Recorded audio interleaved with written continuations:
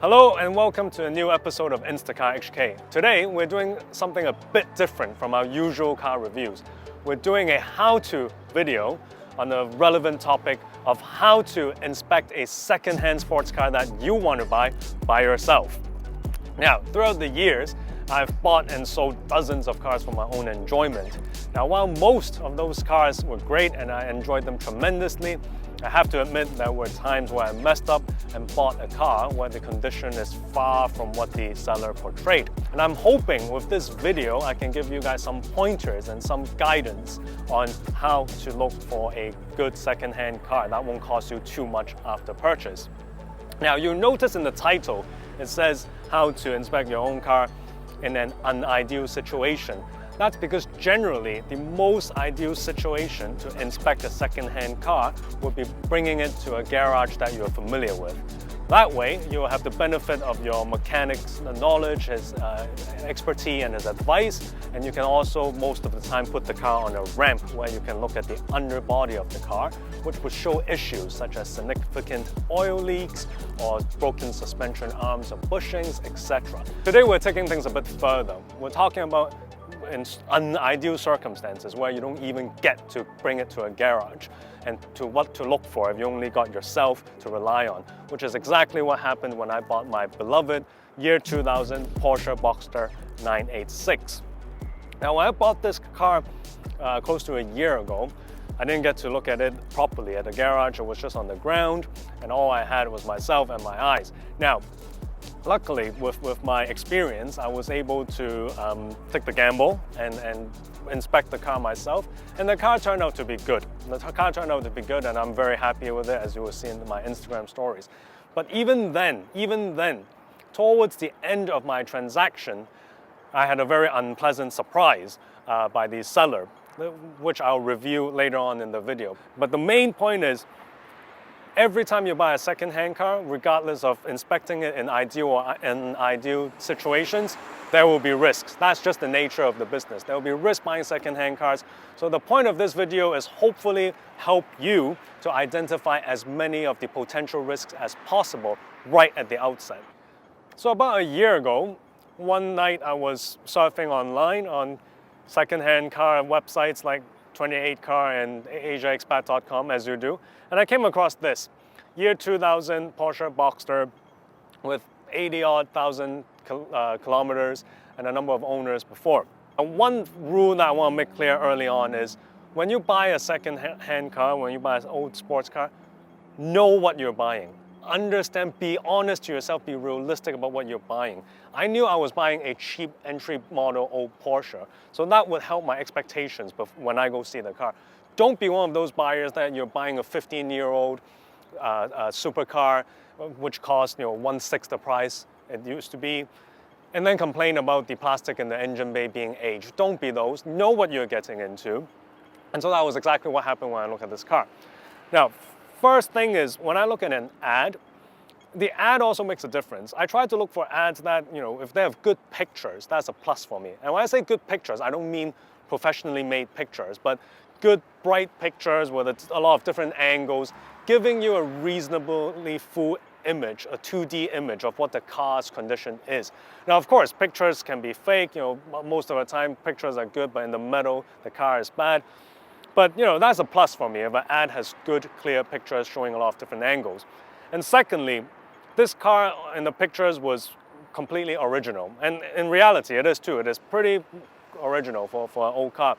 And while modded cars does not necessarily mean bad, as you guys know, I'm a classic car fan. As a classic car enthusiast, the general rule of thumb is you prefer original cars over modified cars. So this car being all original was another plus for me. So I decided to make a call to this seller, who was actually a garage. It was actually a garage owner who bought this car from his client, who was selling the car again after a few months. So I called the garage. The garage was on Hong Kong Island and was reasonably close to where I live. So the next morning, I went over to the garage to take a look at this car. And that was when the unideal things started to happen. Now, the owner, while he was courteous and had good manners, he wasn't very helpful or cooperative. He had that typical Hong Kong mentality that just because I'm not paying hundreds of thousands of dollars for this, he wasn't going to bother entertaining me. So first off, I asked for a test ride, not even a test drive. I asked for a test ride, take me for a round, let me know how the car drives. He refused, saying, oh, it's such a cheap car. And we were at a garage, at his garage, and there were 2 ramps that he could put it on. Asked him to put it on a ramp, same man said, nah, it's such a cheap car, can't be bothered.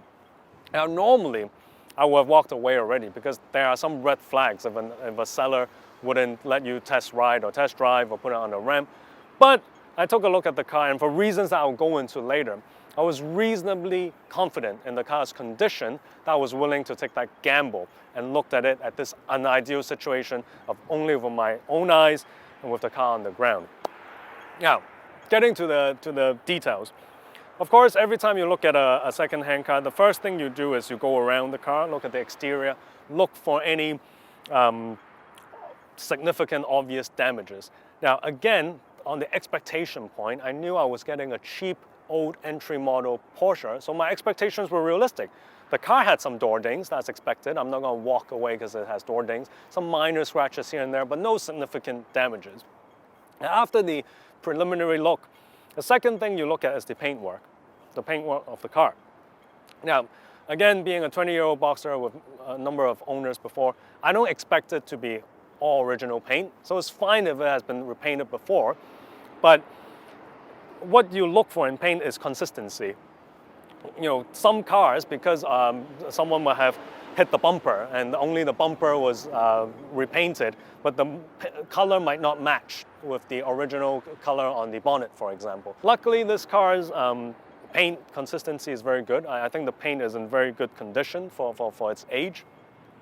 Then the second thing you look for are the shut lines and gaps, panel gaps and shut lines, like the door lines, the panel gap between the bumper and the hood. And you look for, again, consistency. So normally, especially with conventional cars, the shut lines and door lines should be quite thin. So if you see any inconsistent lines, for example, if this side is wider than the other side, or some wide shut lines and gap lines that look really out of place, then that could suggest that the car was in a reasonably big accident before and was put together. And because they put together not that well, or because the damage was quite bad, they weren't able to align the gaps and shut lines to original size. Next thing, and this is one of the particular things that I really liked about this car and got me confident, were the lights, the head and rear lights. Now this is a 20-year-old Boxster, okay? It's not a collectible hypercar. The chances of these sort of Boxsters being parked outdoors or being used very harsh is very high. But this car, if you look at the lights, the lenses are very clear and new, suggesting that it has likely not being driven much, so the 80,000 kilometers mileage would most likely be true, and also that it has likely been parked indoors for most, if not all, of its life.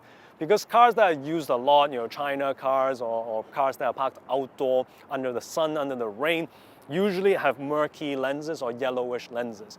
Now, of course, there's a chance that the lights have been changed before, so again, that's a risk you can't avoid, but I think I'm quite confident these are original lights and in very good condition. Another thing on the exterior that you can look at are the tires.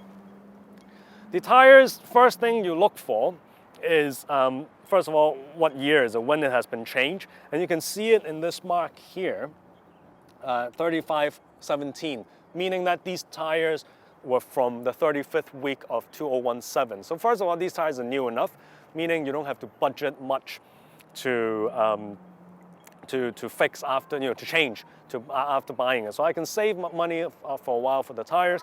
And secondly, you try to look for uneven wear in the tires. If the inside or the outside of your tire is bald, for example, while the other side is normal, that shows the car has some alignment problem. It could be some accident issue, it could be broken bushing or suspension arms. So these are the things that you can look at, even if you don't get the benefit of having the car on a ramp. Now, after the preliminary review on the exterior of the car, the next step is very important, and that is to check out what's under the bonnet on both front and back, as those usually are able to tell a lot of things about the car if it was ever in an accident or anything. So let's start with the front.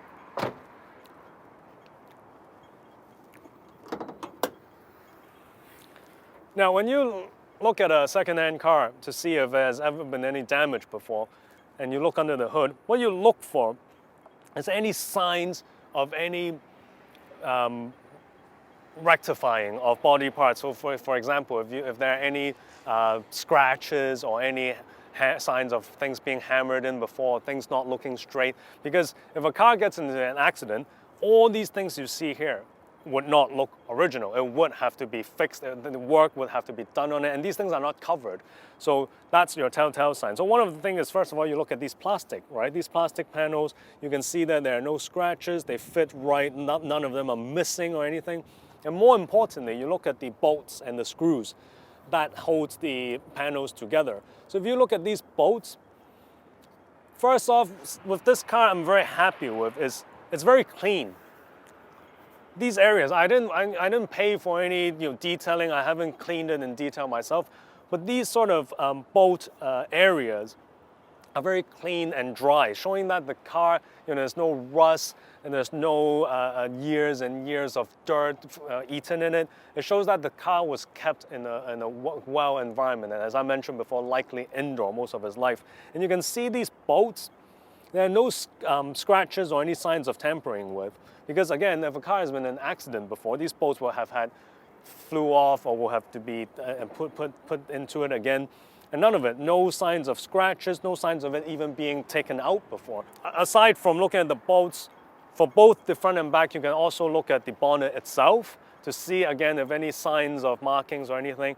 And also, especially with Porsches, look for the original stickers.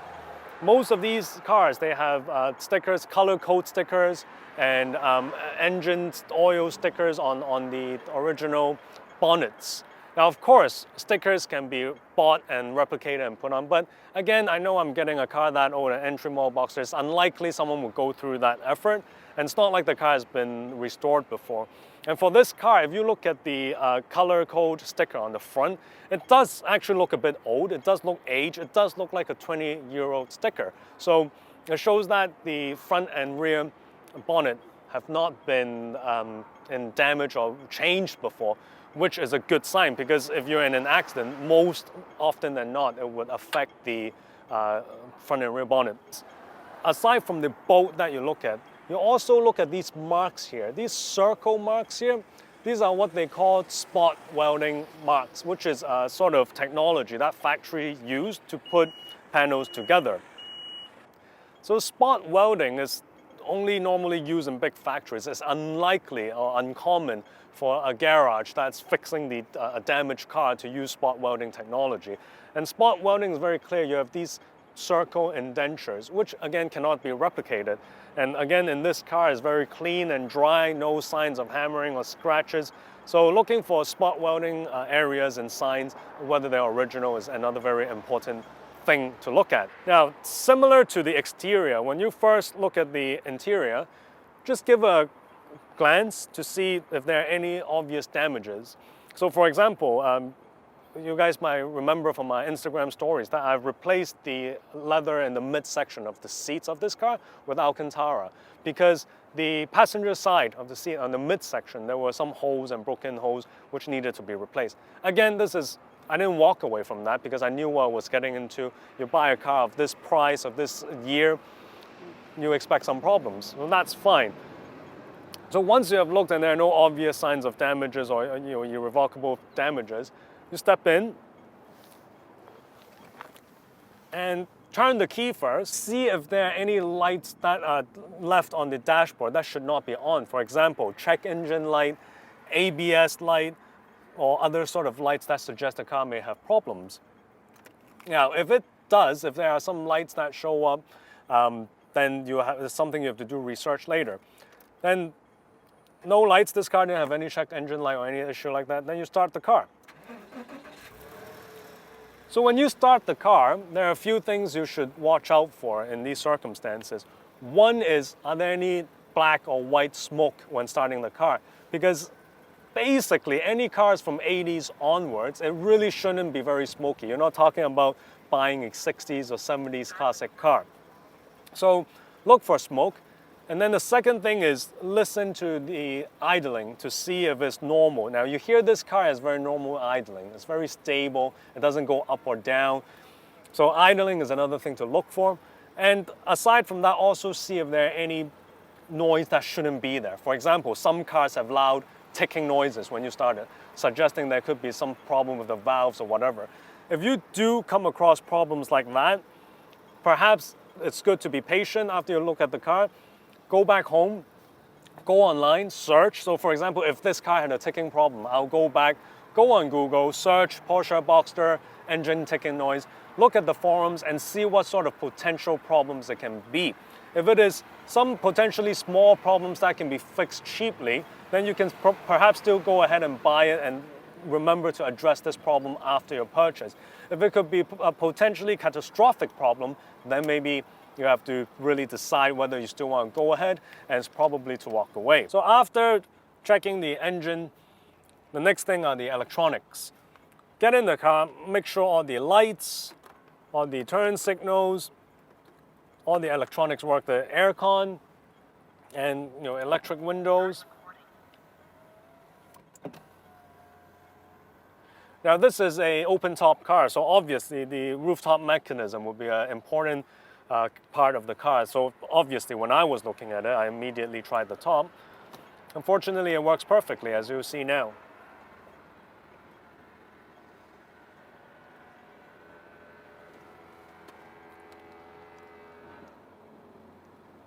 So after checking out the exterior, under the bonnet, the interior, and listening to the engine and all that, I decided the car was reasonably good for what it is, for the price, for the year, for the owners it had, for the mileage, and for my own purpose. I liked it, so I was able to take the gamble of making a deal despite not even getting a test ride in it. Now the car actually turned out very well. I've had a very happy 1-year ownership of it. And as you all know, it has unintentionally became the designated camera car of Instacar HK. So this car is very important. Without this car, there's possibly no Instacar HK channel. However, even then, I had an unpleasant surprise towards the end of the transaction, as I mentioned at the beginning of the video. And that was after the owner and I agreed on the price. I paid cash. As I said, the money wasn't a high value. He had a garage. He wasn't going to run away. So I paid him cash. And he nicely said, you know what, I don't have space here. I'm happy to bring the car over to your home and park it there before I give the paperwork to the agents to deal with the ownership transfer and transport department. Now that's common because first off, people usually don't have parking spaces. I have the car, he has the money, so that's kind of a balanced, fair situation. And some of you may know it's very common to pay agents to help you do the paperwork, to go to transport department, to submit the paperwork, to do the ownership transfer. Usually it costs a few $100s, very common. So he did that, he gave me the car, I gave him the money, and then agent went to do the paperwork. Now this was during last year, during the COVID period, when the transport department wasn't working at full capacity. So I was expecting some delay. Usually they say it's about 9 to 10 business days. 1 week went by, 2 weeks went by, 3 weeks went by, nothing. Initially, when I chased him, he would say, oh, the agent is still working on it, blah, blah, blah. By the 4th week, he was ignoring my calls. Now that really confused me because the car is with me, the value is not high. I don't think this is some sort of scam because it's just not worth it. But why was he delaying the transfer of the ownership, before which I can't take the car out, so it's just sitting in my car park? Why was he doing that? So finally, I was able to, through some context, contact the agents who know of the matter. And it turns out this seller, this garage owner, he had a few other transfers going on in transport department, but the checks that he wrote were bounced. He didn't have enough money in the account, despite transport department checks are usually just a few $1,000s. It's not like he's writing $500,000 checks. So it bounced, and transport department froze all his transactions, any transactions that has his name on it. And he wouldn't tell me that. He just blamed it on the agent and say there was a delay. So after close to 2 months, finally the transfer was done. he dealt with his checks, and I got the car. And I thought that was done. I mean, it was very unpleasant. The delay was unpleasant. But I thought finally I had the car, I can use it. 2 weeks after the car was registered under my name, I got a letter from Transport Department saying that the check that was used to pay for the registration of this car, which was paid after I owned it, also bounced. And that check was also paid by the seller. So again, I have to contact the seller and say, can you please put money in the check, make sure there's money in it so that the Transport Department don't think that I, as the new owner, has been tricking them with a dishonored check. So my point is, at the end of the day, it's fine, I got the car. I enjoy it tremendously. But my point is, when you buy second-hand cars, there are always risks. It could be risks from the car's condition to stupid risk like not having enough money in his account for a $7,000 check. So really beware of that. And secondly, to summarize again, know what you're getting into and budget for money that you have to spend afterwards. So I knew this was a old Porsche, old entry model Porsche. So I went in fully knowing that I would need to spend some money to fix things. And at the end, I fixed a number of things. The door lock stopped working after a few months. Sometimes I couldn't open from the inside, so I had to change that. The gear knob cover broke off.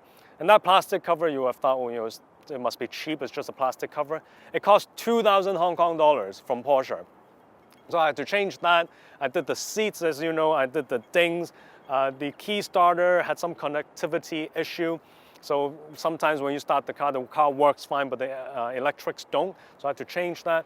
So I changed a number of things, and all in all, I spent pretty much the same amount on maintenance after buying it as the value of the car that I purchased for. But again, that's fine and completely expected because the car was cheap, it was old, it was an entry model. So again, know what you're getting into so as to manage your expectations. Now, I hope you enjoyed this video. I hope it's helpful. I hope next time you buy a second-hand car, you can watch this video and know what to look for. If you like this video, please give it a like. Please click the subscribe button and also click the bell next to the subscribe button so you know next time we have a new video coming up, which will be soon. Thank you.